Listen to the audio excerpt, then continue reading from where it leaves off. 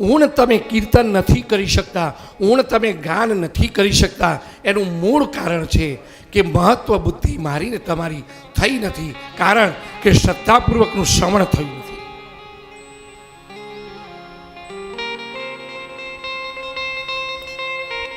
પહેલું જ શ્રદ્ધાપૂર્વકનું શ્રવણ કરો, આપમેળે પ્રેમ થશે અને આપમેળે ઊણ તમે એનું કીર્તન કર્યા કરીશું.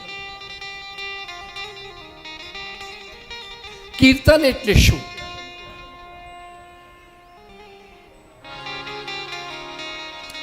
પ્રભુએ આપણા ઉપર કરેલા ઉપકારોનું નિરંતર સ્મરણ, એનું નામ છે કીર્તન. પ્રભુએ આપણા ઉપર જે જે કોઈ ઉપકારો કર્યા છે એ ઉપકારોનું નિરંતર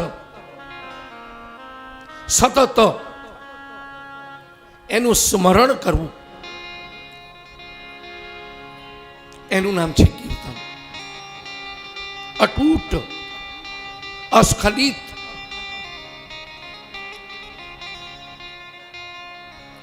એને ભજન એવું નામ પણ આપ્યું છે.